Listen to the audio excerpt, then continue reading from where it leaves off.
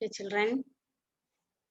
Structural organization in animals, cockroach, morphology we have studied, and now in anatomy we have completed the digestive system, the tracheal system as the respiratory in function, and open type circulatory with a heart on the dorsal side.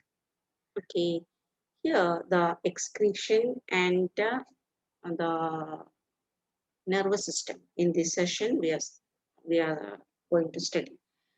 Now, which is the excretory organ as the Malpighian tubules. കണ്ടോ അതെവിടെ കാണുക is the junction between midgut and the hindgut.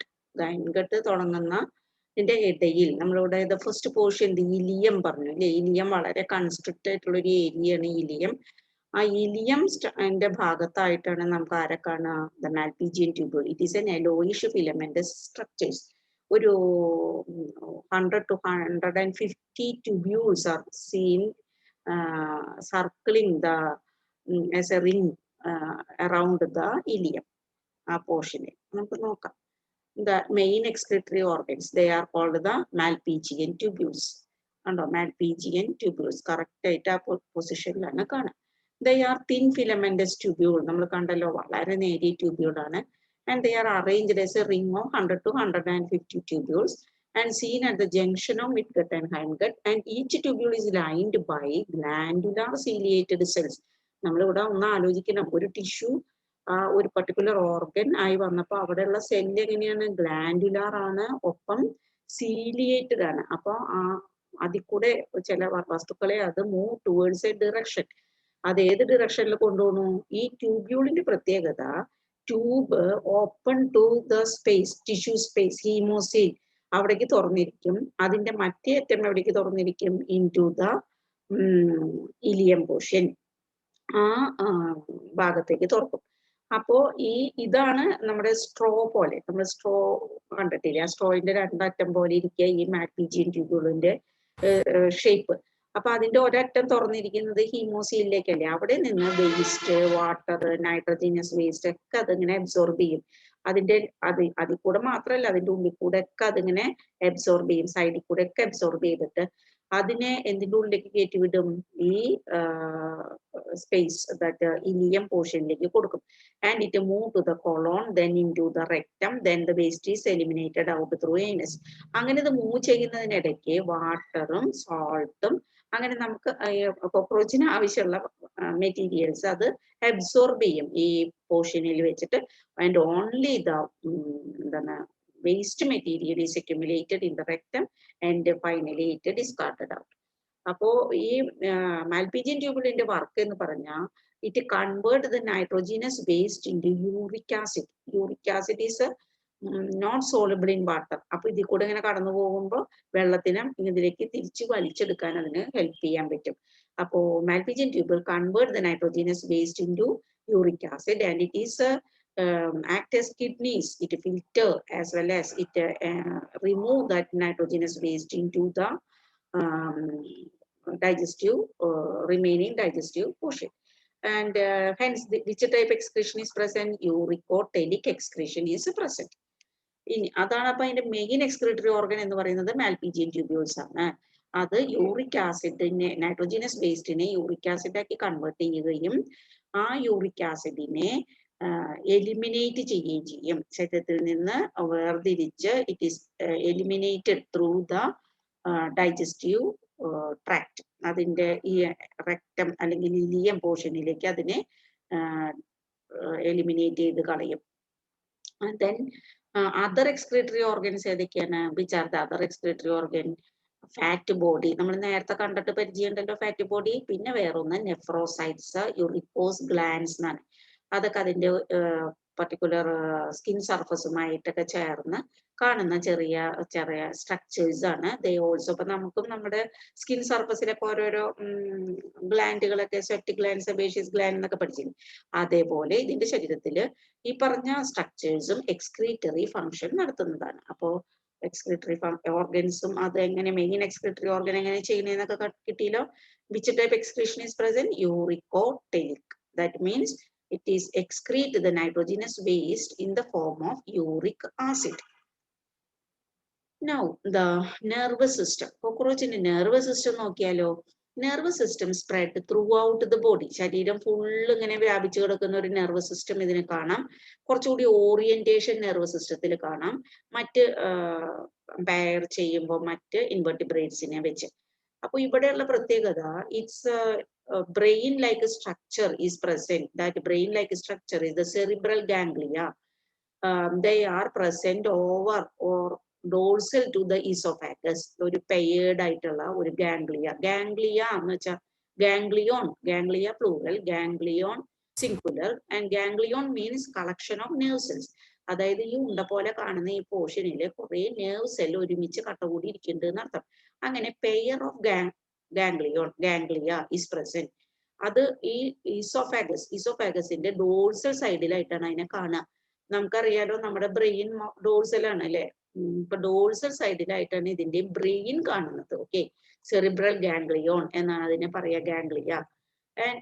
എന്നാൽ അതിന് വീണ്ടും ഒരു ganglia, അതിന്റെ ഈ ഈസോഫാഗസിന്റെ അടിഭാഗത്തും ഒരു ഗാംഗ്ലിയോ കാണും. അതിന്റെ പേര് സബ് ഈസോഫാജിയൽ ഗാംഗ്ലിയോൺ എന്നാണ്, സബ് ഈസോഫാജിയൽ ഗാംഗ്ലിയ. അപ്പം ഒരു മോതിരം പോലെ ഈ മുകളിലത്തെ ഗാംഗ്ലിയോണും താഴത്തെ ഗാംഗ്ലിയോണും തമ്മിൽ ഒന്ന് കണക്ട് ചെയ്തിട്ടുണ്ട്, ഒരു കണക്ഷൻ ഉണ്ട് അവിടെ. അപ്പൊ ഈ കണക്ഷന്റെ ഉള്ളിൽ കൂടെ ഈസോഫാഗസ് പോവാണ്. അതായത് ഈസോഫാഗസ് ഈ മോതിരം ഇട്ടിട്ടുണ്ട് എന്ന് വിചാരിക്കാം. Super oesophageal ganglia as well as sub oesophageal ganglia. Okay, അതിന്റെ ഇടയിൽ കൂടിയാണ് ഈസോഫാഗസ് പോണത്. അപ്പോൾ ഈ ഒരു പോർഷനാണ് അതിന്റെ ബ്രെയിൻ എന്ന രൂപത്തിൽ വർക്ക് ചെയ്യുന്നത്. ഇതിൽ നിന്ന് certain nerves are branched into the compound eyes as well as the antennae. അങ്ങനെ ആ തലയുടെ ബാക്കി ഭാഗത്തേക്ക് അവിടേക്ക് എക്സ്റ്റെൻഡ് ചെയ്യുന്നുണ്ട് nerves. പക്ഷെ ഈസോഫാഗസിന്റെ മുകളിലായിട്ടാണ് അതിന്റെ ബ്രെയിൻ പോലെയുള്ള ഭാഗം കാണുന്നത്.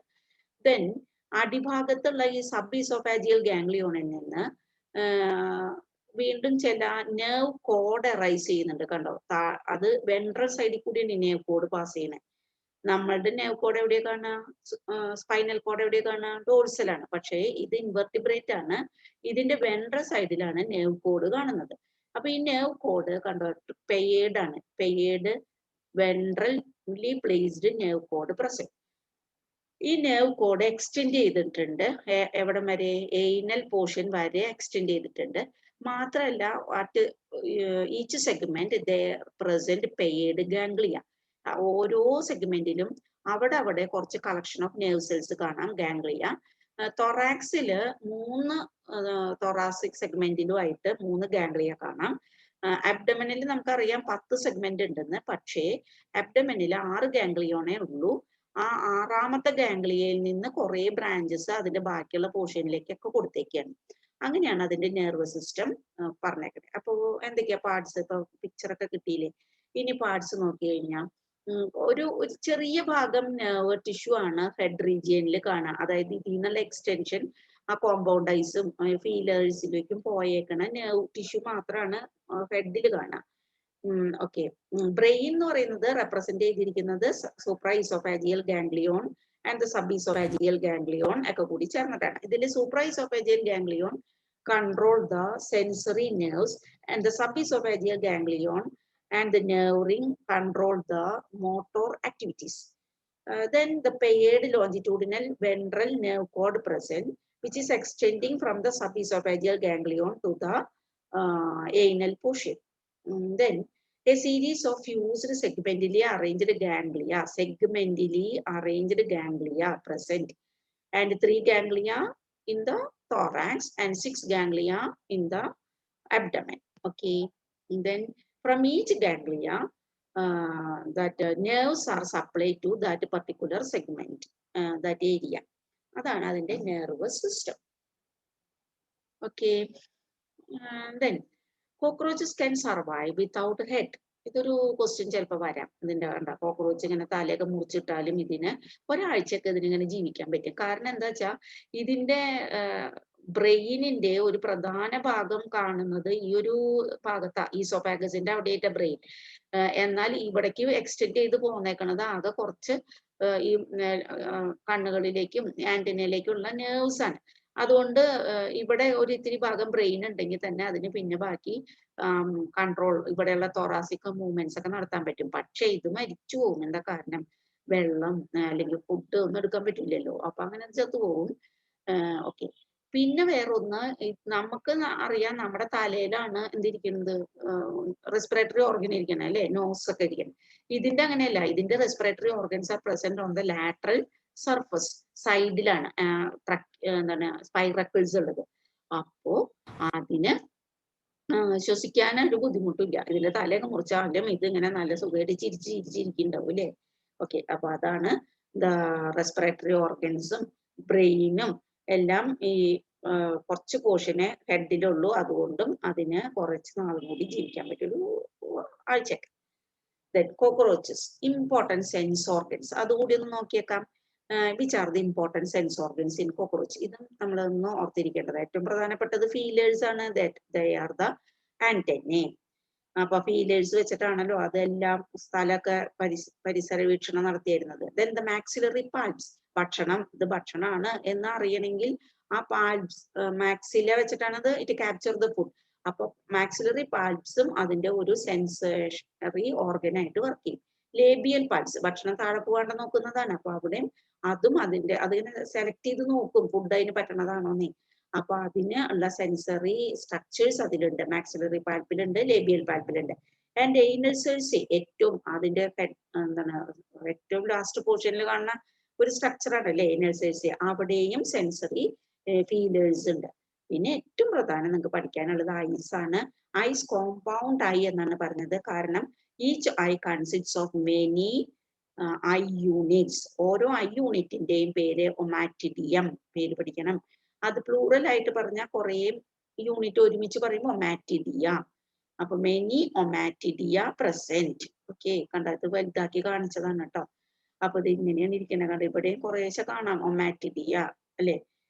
അതിൻ്റെ ഉള്ളില് ഒരു ഇമേജ് കാണുന്നത് ഇതേപോലെ ഇരിക്കും. കണ്ട എല്ലാ പീസിലും ഓരോരോ ഇമേജ് ഉണ്ടാവുക. അപ്പൊ ഏതെങ്കിലും ഒരു ഇമേജിലെങ്കിലും അതിനൊരു ചെറിയ അനക്കം എവിടെ അത് പോലും അതിനെ ഡിറ്റക്ട് ചെയ്യാനായിട്ട് സാധിക്കും.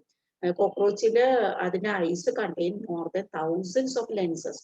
അപ്പോ allowing them to see multiple things at once.